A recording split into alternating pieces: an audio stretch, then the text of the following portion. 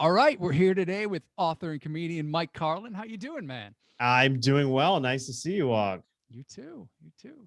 It's been a while since we've seen each other in person. Well, yeah, it's been. I mean, there's something that happened last year. I don't know if you've heard about it. I've seen some news clips. Yeah, I thought it was fake news at first, but then, turns out I was wrong. There was an actual pandemic. So Where we couldn't do anything for a year and a half. no, it's funny. I'm actually going on stage for the first time in 17 months. Thursday night. Wow. Thursday 17 night. months. I know I don't even know if I'm gonna remember how to hold a microphone. Like I'm just like it's like the first time I went to a restaurant after being vaccinated. I looked at the waitress and I'm like, I don't know what to do. I'm like, what? She's like, well, this has a list of items on it, and you can just tell me what you want to eat. And I'm like, and you bring it to me, and I don't have to cook it or do dishes. Sounds amazing. I'm like, why weren't we doing this before? But yeah, so hopefully I can figure out how to make people laugh again or attempt to make people laugh again. I don't want to be presumptuous. Heaven forbid. No, you don't want to do that. Well, the show will be coming out on Monday, so it'll be after the fact. But what's the show on Thursday? The show on Thursday, it's it's sort of best of Connecticut showcase being put on in Norwalk by the Unhinged comedy crew, Bo McDowell, Cody Marino, Nick Scopoletti. Nice. And nice. they've been doing some shows there, some professional shows in Norwalk at a place called BJ Ryan's. They've got a great upper room for comedy. Food's good. Drinks are, if that's your scene, drinks are fine too. And it's a nice tight room. It's a good room for comedy. It's I can't wait to see if it's a good room for my comedy. So you're going up cold. Like there's been no stage time in 17 months. Have you done any of the Zoom mics or anything? No Zoom mics, no open mics, nothing. I am going completely cold. And it could be a complete disaster, but that'll at least be fun for the other comics, because that's really what they go for, is to watch their friends and fellow comics fail and crash and burn. So I found any time you go on stage could always be a complete disaster. It's always just that risk. You never know. Absolutely. Depending on whatever the mood of the crowd is that night. I mean, I remember just going up to the Sea Grape all those, Monday nights in the summer of 2019. That was great for a while. Oh God, it was fun. But every night, I mean, every time you go up there, because that crowd, it was such a towny crowd, like just local drunk townspeople who were not there for comedy. No. They were not. They were there to. I mean, we were competing with baseball games on mute, and I think the baseball games were often gaining more of their attention. Oh yeah, that was tough. But if you could break through in that room, if you could break through and make the guys at the bar laugh, then you knew that you had something with whatever bit you were doing. So I do miss that place. It was a fun place to and of course the Greg Alicious comic DJ bringing us up to Van Halen and Motley Crue and Backstreet Boys for Scopoletti. Obviously. But yeah, no, I remember Greg playing Unchained like as my intro music, and everything about it just sort of came together. I was like, this is what I was meant to be doing. It was such a feeling of power.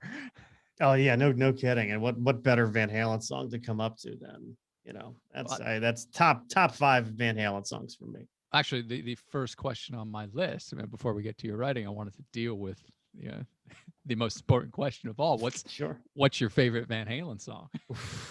I it's like almost like picking, like if you ask me like which one of my 3 children was my favorite, I'd probably have an easier time. But I love Mean Streets. I love the Fair Warning album. I just love like his opening riff on that. I mean, it just pierces, and then Alex's drums just like coming in. Man, so I'm gonna go with Mean Streets. That's my all-time favorite, and which would probably beg the question, Dave or Sammy or Gary. No. No, I think I know my answer is strong on that. But if you have another answer, no. I mean, I like them all. I mean, I like them all. I mean, I like Dave and I like Sammy. Gary didn't get a fair shake. I think he was great in Extreme.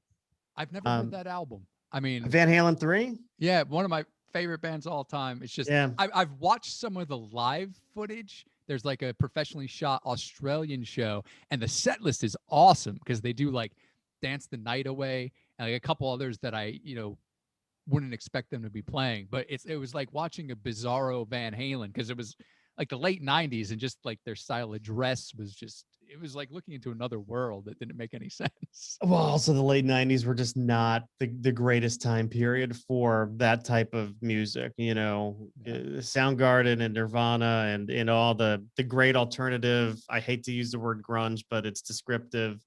All those bands really put the nail in the coffin of many a rock band. And I think, well, look, Van Halen stood the test of time in that regard. But yeah, no, that's not the greatest Van Halen album. But I'll tell you what, I look at Dave is my favorite. Okay. I will say that Dave is my favorite.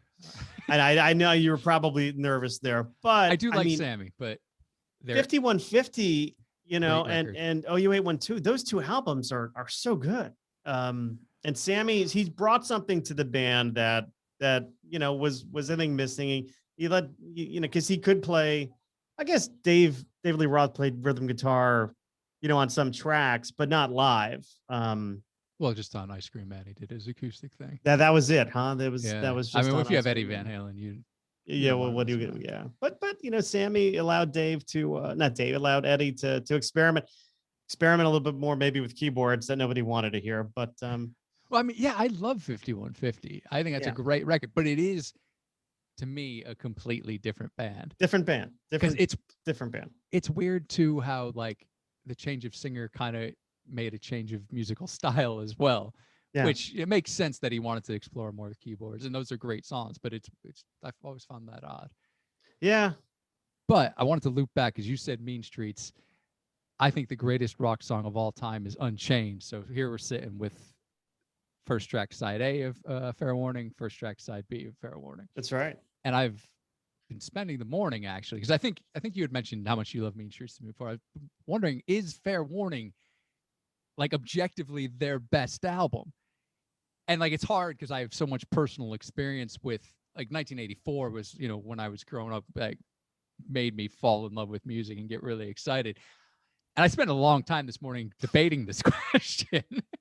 I want to hear your thoughts on it. So 1984 was the first. So I was 10 in 1984. It was one of the first cassettes I was given for my birthday. So I mean that holds a very special place in my heart. I will argue that side B of that album was better than side A, but side A was the one that had most of the singles on it, right? So Jump was obviously the big one. But House of Pain, man. Oh God, I love that song. House of Pain on the second side of 84. I know that Greg Alicious is a big fan as well.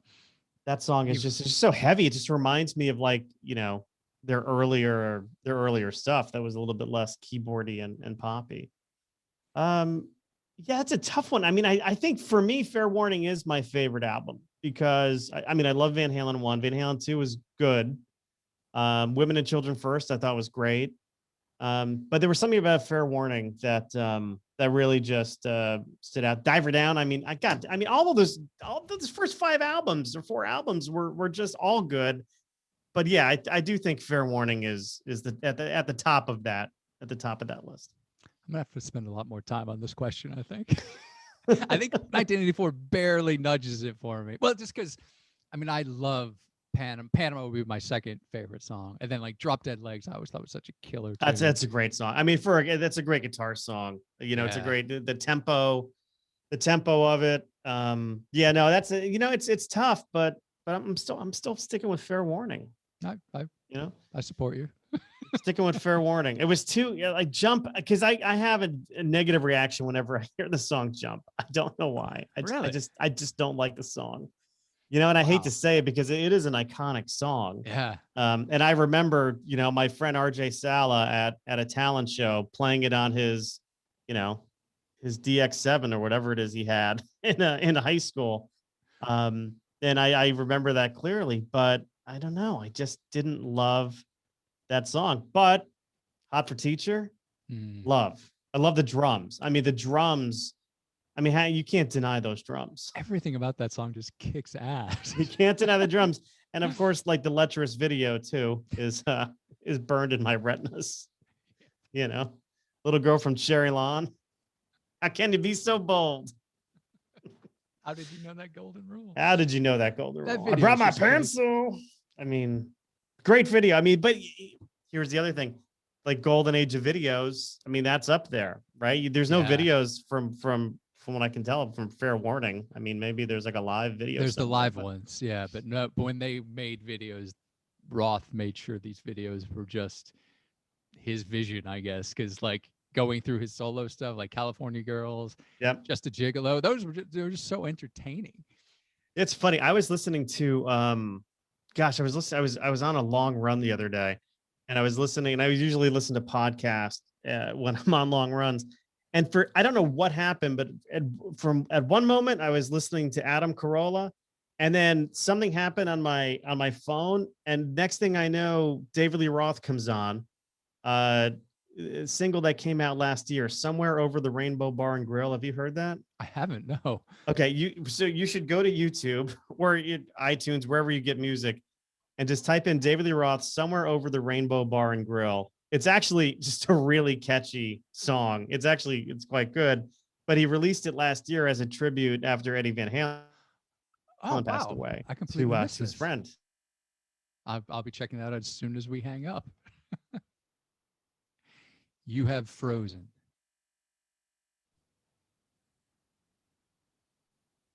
I will definitely check that out as soon as we hang up. Wow, It's a good one. I mean, it's an earworm too. Like it'll stick in your ear. But yeah, it's a little retro reminiscent song about kind of coming of age in the band Van Halen.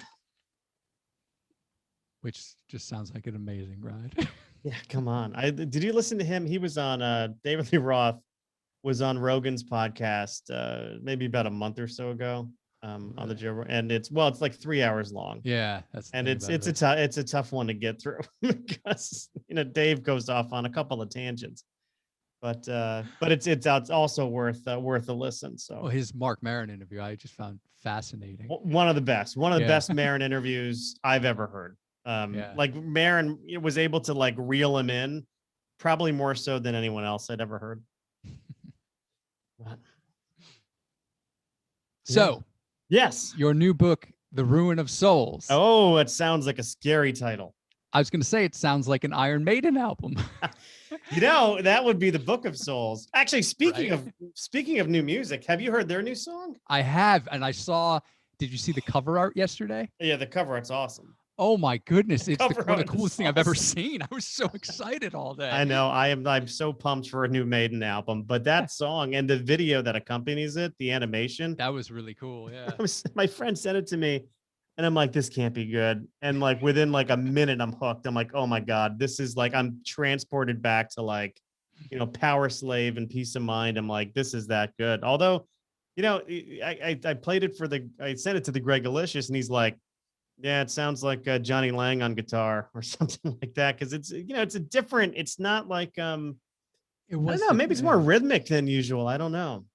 It was a bit more, because I only listened to it once yesterday, but it was a bit more like 70s rock than more like metal, I thought. Yeah. Yeah. But I like that. And I remember reading something a couple of years ago that they were going to be experimenting with some different sounds. So, hey, look, it's you gotta stay fresh, and I really like that. I really like that single. Yeah, I'm looking forward to the record.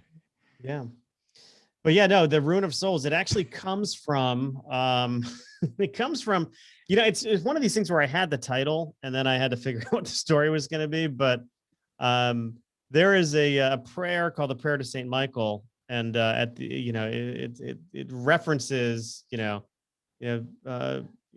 the Rune of Souls, like not demons, but I'm now like, of course, now that I have to remember it, like I can't, but it's like, it ends with, protect us from those who prowl about the world, seeking the Rune of Souls. I'm like, wow, the Rune of Souls, that's some pretty heavy stuff right there. I'm like, I think I could work with that. So I started to kind of craft a story around it. Then, of course, the character's name has to be Michael because it comes from the prayer of Saint Michael, and that's not a nod to me. It was more of a nod to. I was definitely going to ask about that. Yeah, definitely a nod to the source material. Although there is a little bit of me in that character because he's he's in his mid-40s. He's trying to reinvent himself after a period of not a period of let's say call it a rough patch. I mean, he loses his son to suicide. His marriage falls apart as a result of it. He kind of learned that there was not really that much in the marriage anyway, because he had been a workaholic. He was a previous tech entrepreneur, and I'm like, okay, so this guy needs to reinvent himself. So he takes all the money he made in the tech industry, socks it away, and decides to get a PhD in clinical psychology as a way of kind of maybe trying to deal with some of these inner demons. And the event that sets the story in motion is his advisor, his PhD dissertation advisor, goes missing, and now he's on a quest to find this man named Sam. Yes, and Sam is a twin, and you are a twin as well. So that is true. That there is seemed true. to be a But, lot of biographical information that I wasn't sure how much you were referencing in this. yeah, that was not a nod to my to my brother at all. It was more, it was an integral part of the story because Sam was a Holocaust survivor, and he was part of twin studies that were being done in a concentration camp, and his brother didn't make it, and that was an important aspect of his character. Yeah, I was gonna ask. I mean, being a twin yourself, did you like grow up knowing that information? Like, that's, I mean, that's heavy. Like, to put it mildly. Knowing which information, like that they experimented on twins. I didn't know. I knew it when I was in college because as a psychology student, we learned about twin studies. And often, I mean, many times they weren't nefarious. I mean, certainly the Nazis were a little bit nefarious. That's putting it mildly. But there had been twin studies done to uncover impact of nurture versus nature, and if you take two identical twins and put them in separate environments. So a psychologist would study, twins who were adopted into different homes just to see how similar or different they were as they grew up in life. So I knew twin studies from that. And then as part of researching this book, I got into some darker territory with twin studies. Well, to keep it away from that dark territory, what's your twin brother's favorite Van Halen song? Oh boy, his name is Jimmy, so I'm gonna go with Top Jimmy on that one. Perfect. He was, it's funny. Jim wasn't as much of a hard rocker as I was. Like I enjoyed, actually when I was younger, I used to love like old hip hop music. So I think Houdini Escape was the first tape I ever bought with my own money. And I use the term tape. Like I realize half the audience may not understand what that is, but he was like, it's so funny. We're so different in terms of personality. He was into like Steve Winwood and Phil Collins, and not that these are bad musicians, but it's just odd for somebody who's like 11 or 12 to be listening to Back in the High Life. It's like, I'm like banging my head to Anthrax Among the Living, and he's like, Susu Studio. So, but let's go with Top Jimmy on that one, just because it's his name, and he does cook and he does swing. He is the king. Nice. Names wise, how pleased were you when you came up with Dr. Anton Levy?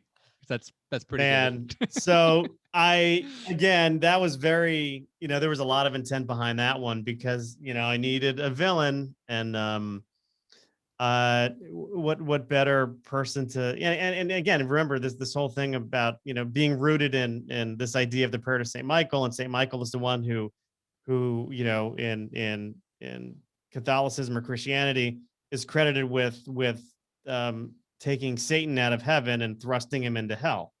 So how could you not use Anton or derivative of Anton LaVey as a sort of antagonist in the story? So that one was definitely an inspired and very calculated decision to use that name.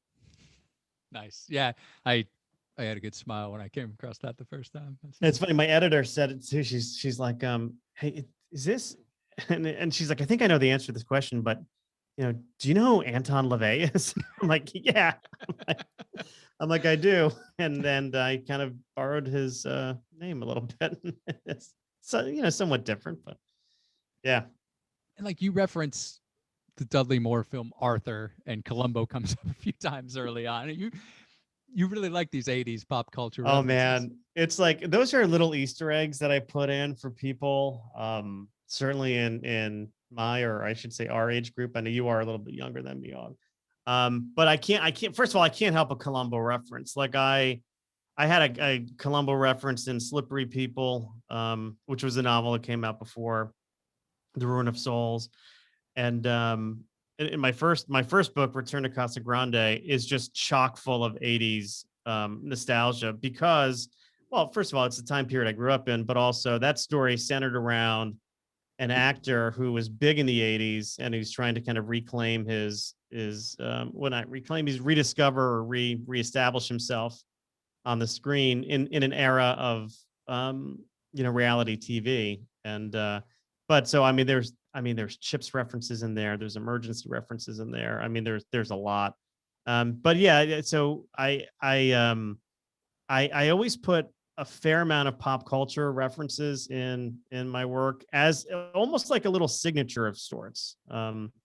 Because I don't know, it's just I can't help it. Like if there was ever like a Jeopardy like pop culture edition, I could go on and probably dominate. Like for some reason I retain all of these useless facts in my head from pop culture, and specifically 80s pop culture. Which is why you appreciate Young Southpaw. Oh, the first time I saw Young Southpaw in Bridgeport, I turned to my brother, because brother Jimmy was with me that night, and I said, "That's the guy." I said, "This is the best," because it was so different from all of the all the material that had been seen, including my own, up until that point of the night. Yeah. It was not about it just hit the mark. It just I love Young South. I will defend Young South to this day. Well, thank you. It's always nice when people get the references. Yeah, well, that's the trick though, that because it is a narrow, somebody in their 20s is not going to get, Not everyone remembers Anthrax is Among the Living, which you just brought up a minute or so ago. No, but I certainly do. Follow Me or Die. I think like in All the Fucks I Cannot Give, which was the other one of yours I've read, there's a really good Tesla reference. Is that the one I remember? Oh my gosh. Now this is going back, but geez, what do you remember what the reference was? I might need a memory jog. Modern Day Cowboy. Yes, could have been. Could have been going to a board meeting or something. Oh yeah, well I know there was a scene where he was getting he had to negotiate his exit package or something. Yeah. And that could have been in there, but yeah, there was gosh, that book has a few references. There's a good Magnum PI reference in there. Nice. Because he's in Hawaii and he comes across a Ferrari, so why not do a little Magnum reference? But well, tell me about that book, because you seem to have pushed that. I mean, you got the audiobook version, which is great. Oh, thank you. Yeah.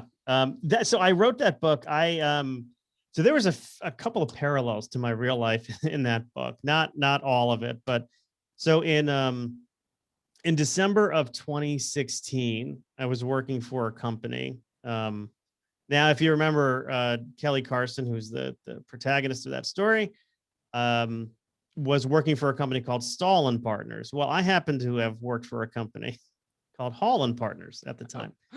And 3 weeks before Christmas, I get a phone call. I'm interviewing. I was very productive at this company. I was a partner in the business.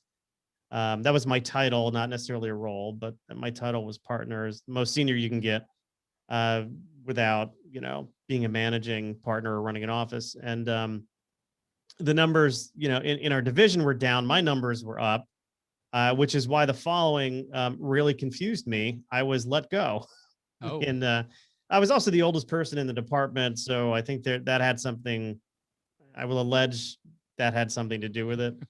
And they needed to free up some head count, let's say.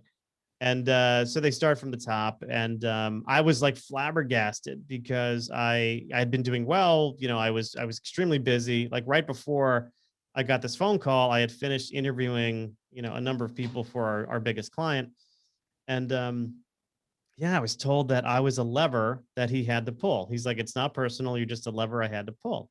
I'm like, well, that's a really shitty way of letting somebody go. Yeah. You know, like you just turned me from a person to like an inanimate object. How could that Um, not be personal? so yeah, humor being like sort of the absence of fear or like an antidote to fear. I'm like, I think I need to write something. I mean, I had planned on writing another book. I didn't know what it was going to be. I had a few ideas, and I'm like, I think I need to write a book, like a real escapist novel. And I wanted to focus it on a guy who was, you know, a little down and out and kind of pushed around and beat up a little bit. So I dreamt up this character, and he, in the opening pages of the book, gets fired from his job um, over the telephone, and decides with the help of somebody he had just met in an airport lounge that their flight to New York is canceled, and she's like, they're going to let us fly anywhere, so let's go to Hawaii. And he goes with a stranger to Hawaii and has this life-changing experience and really kind of discovers who he is. Because he, you know, up until that point, he was kind of beaten up. He was with a wife who didn't really love him because she was in a relationship with another woman. And And he a had a lot of boss. fun in the process of. He did have a his fair amount of life. fun in the process. He overdid it on edibles, unfortunately. He didn't know Yeah. that. He didn't know he was eating, you know, THC gummy bears on a flight from Hawaii to New York, but he learned the hard way, and comedy ensues. But yeah, that book holds a very soft spot in my heart because it was, you know, in many ways a Ramona Clef type novel. Not that my wife is a lesbian or anything like that, because that was, you know, a key plot point, but only because, you know, he kind of goes through this traumatic experience, but really comes out of it being, you know, better for it. And Yeah. with the help of somebody who kind of brings out his inner Superman. So that was the other funny thing. Like she refused to call him Kelly. She only called him Clark, you know, referencing Clark Kent. And then once he becomes Superman, she refers to him differently. Nice. And then the audiobook version, which I was listening to. Tell me about that. Yeah, so I wanted to do I had done an audiobook for Return to Casa Grande, and it really didn't sell anything. And basically you know, you can go on to something called the ACX, or the Audio Content Exchange. I think it's an Amazon company, and you can kind of interview or audition rather different voice talent, and that voice talent will strike deals with you like, okay, either give me a flat fee or we'll do a royalty share. So I did a royalty share on that, and I feel bad for the guy because he probably he didn't do so well on that royalty share. But the second time around, I'm like, okay, well, you know, a lot of the guys I know don't read books, right? But they will listen to audiobooks, and this is kind of a male, you know, not saying that that women wouldn't like this book. I've had many positive reviews from female readers, but it's kind of a male book. There's a lot of guy humor in it. I'm like, I really want to do an audiobook for this because I think it'll reach my target market better.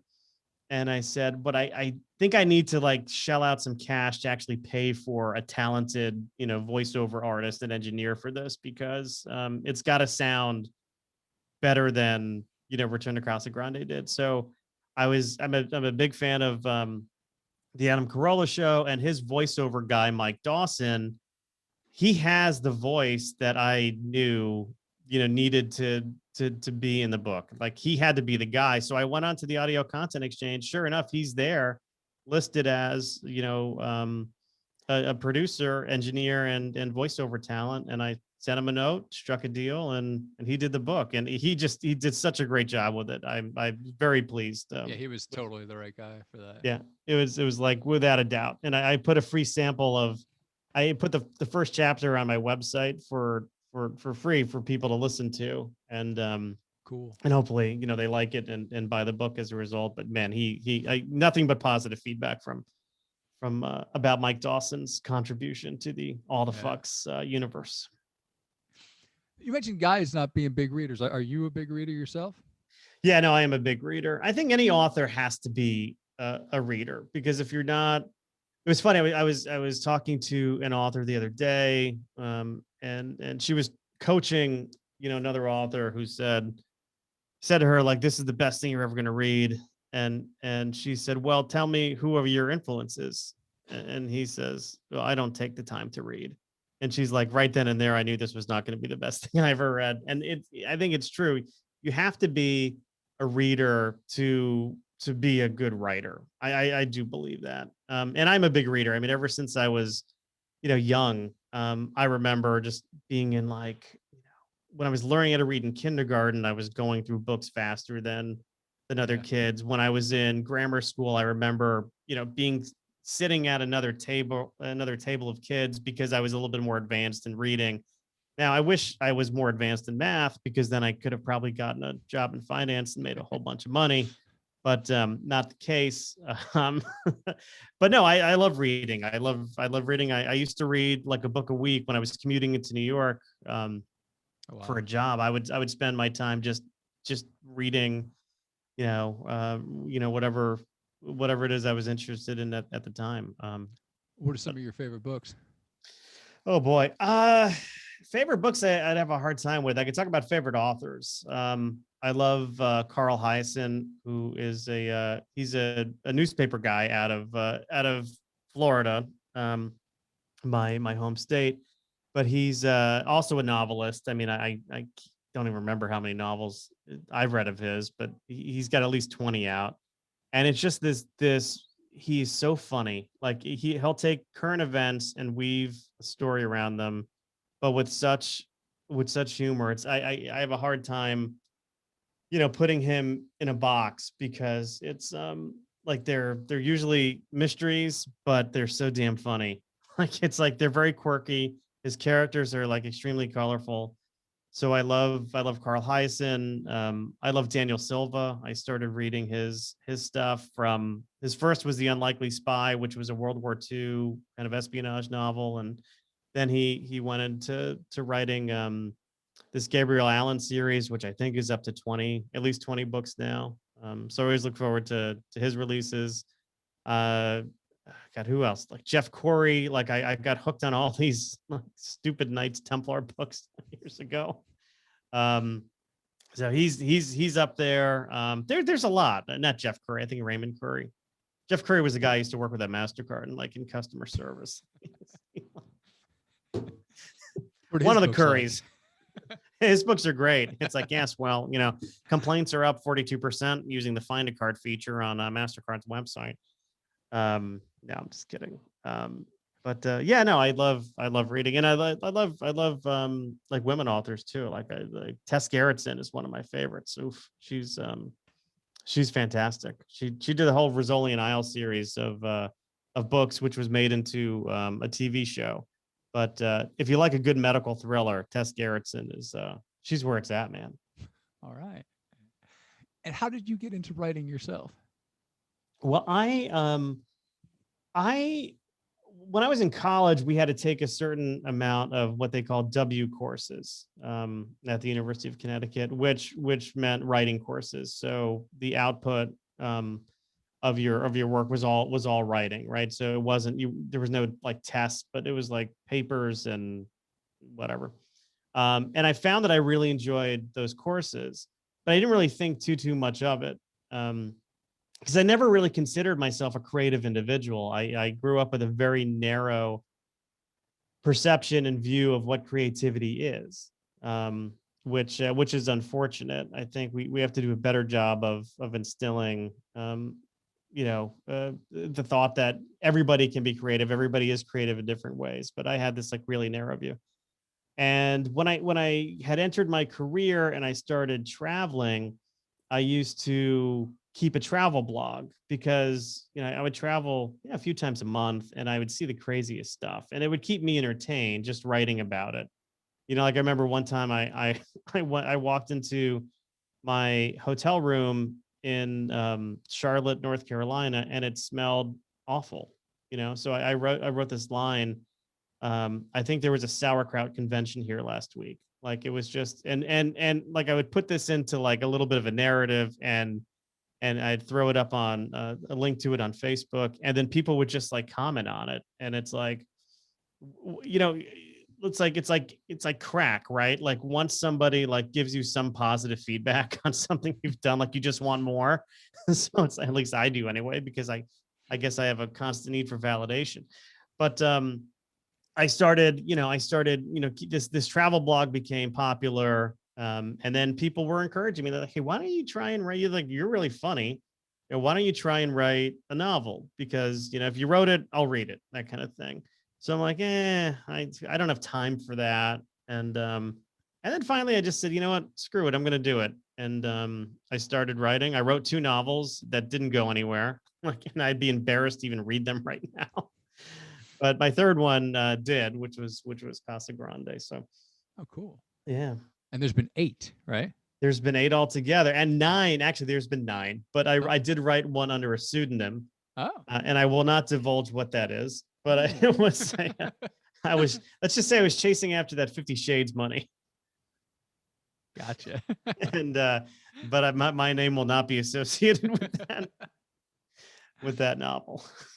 So what have you picked up along the way, like learning about writing as you've done? Because eight's a good number. Yeah, it is. So I guess what I picked up is that writing it's almost like, yes, it is an activity. It is, it is something you have to do, but it's also a muscle, like that has to be exercised daily. So, the I guess one thing is just the importance of writing every day, writing something every day. Maybe it's not something else anybody will see, but it's journaling, it's a thought, it's maybe the seed of a new idea or a plot point or just a funny observation. But just like having that activity of doing it every day, I think is important. And then also just allowing yourself to be vulnerable, I think is probably the biggest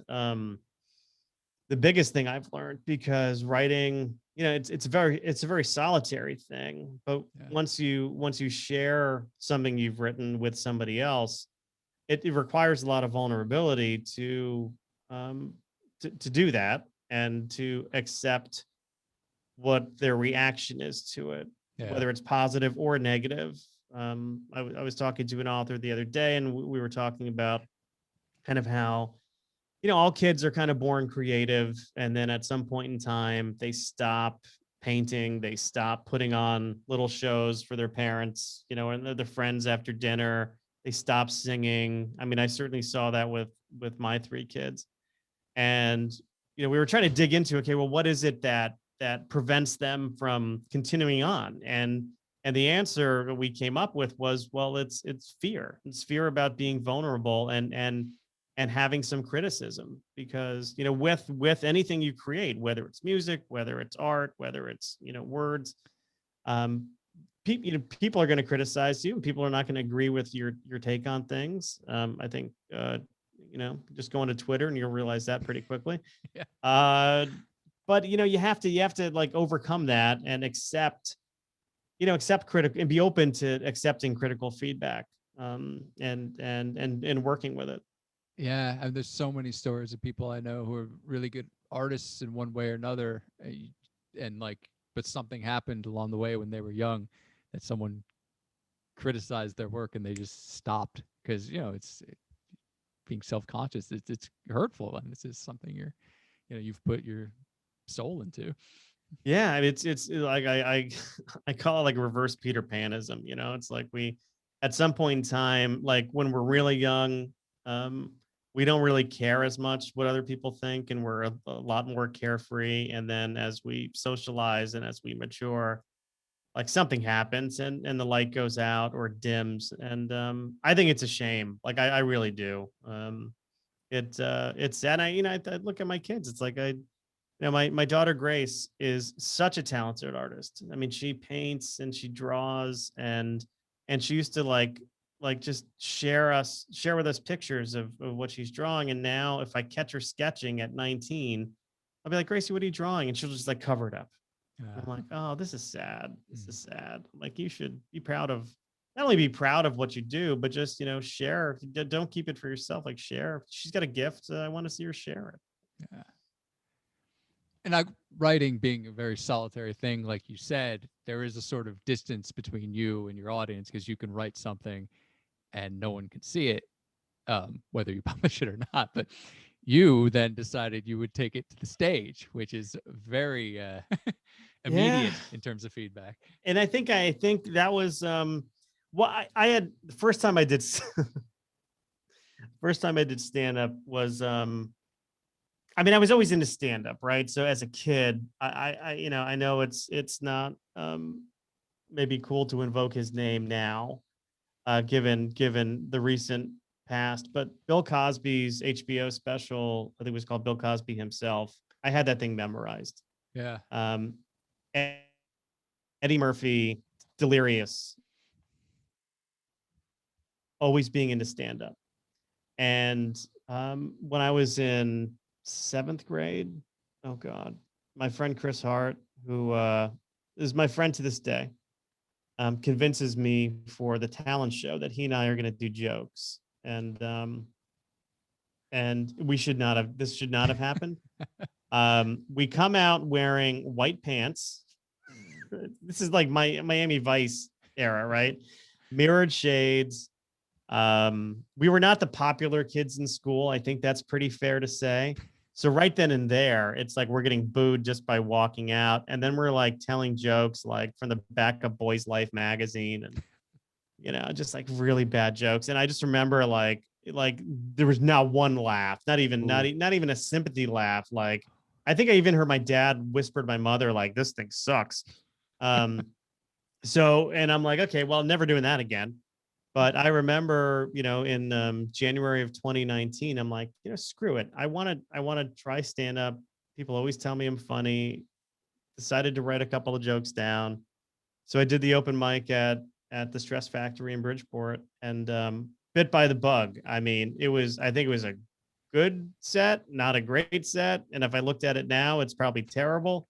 But I remember it. It's like the first time having sex, right? I remember it going really well and lasting a lot longer than it did.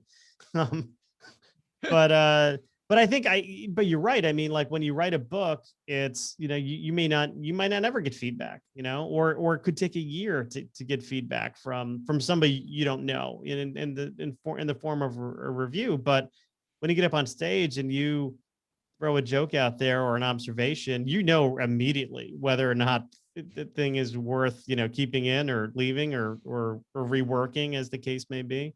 And I like it. I mean, I like that gratification, but I also like the nervous energy that comes with the whole thing, right before you go on to when you're there.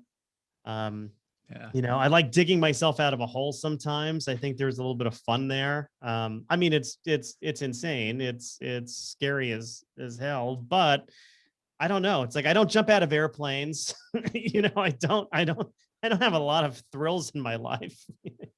I'm 46, about to be 47 with 3 kids. It's like, so it's like, okay, this is something that brings me some joy and happiness. Hopefully it brings some smiles to other people. I mean, I kind of have this thing in my head where it's like, okay, well, if I truly am funny and I have a gift of making people laugh, like I want to share that gift and I want to bring some positivity to people's lives too. Like my whole approach to comedy isn't, your standard, sex and dick and fart and poop jokes. Like there's too many of those around.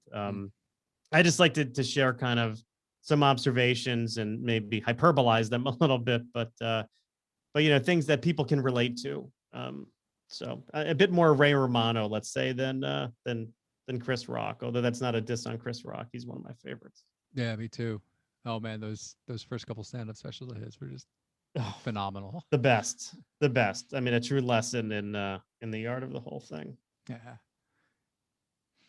So the Rune of Souls, it's out now. It's out now, so you can get it wherever books are sold. I always tell people though, if if they can go to an independent bookstore, if they don't have it in stock, they can order it for you. Or bookshop.org Yeah, I love is Bookshop. yeah, they're fantastic. I mean, what they're doing for the local independent bookstores is great. So that's but it's available there. Bookshop.org. Of course, it's at all the big places as well. Because they are important. But yeah, it's out there now.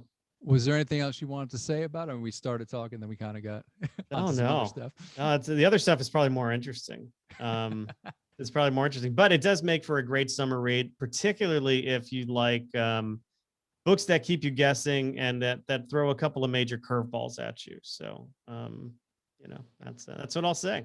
But Cool. you could learn more at MikeCarlon.com. How's that?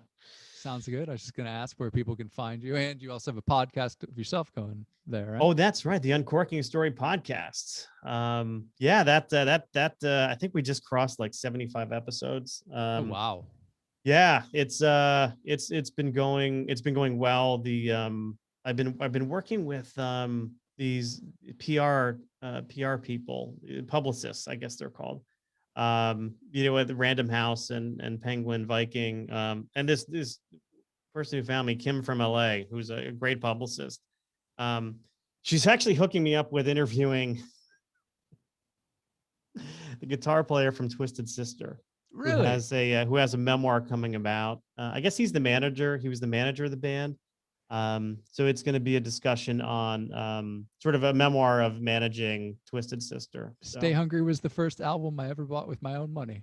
What a scary bunch of guys they look like when we were kids, man. It's like, oh my God, this is like Armageddon happened. And it's like, what was that movie? Was it The Warriors? What was that movie? It was like a post-apocalyptic movie with a gang of people who were all like in fishnet outfits or something. It was like ridiculous. God, I can't remember the name of the movie. Was it The Warriors? Was it the Warriors had, the baseball gang and yeah, the rival gangs. Yeah, it could have been that. But I'm like, man, these guys are scary looking. And my mother, who was like so anti rock and roll and MTV, like I Want to Rock would come on, and she'd be like, "That's the problem with the world today, Michael. It's men like that." He's like, "What are they, men or women?" I'm like, "Oh, Mom, you couldn't be more of a mom if you tried." Even with their look, the songs were just so catchy. Oh man, they were great. We're not going to great songs. Yeah. They're great songs. With Niedermeyer from Animal House in it. Come on. Oh yeah. That was fantastic. Excellent. Well, thanks so much for coming on the show. Well, thank you, Aug. I enjoyed being here, and always love talking music. So you could always distract me with a Van Halen reference, or I like how it was like 12 minutes of Van Halen talk before we got into your book. That could be the greatest 12 minutes of the episode. You never know. You never know. Excellent, man.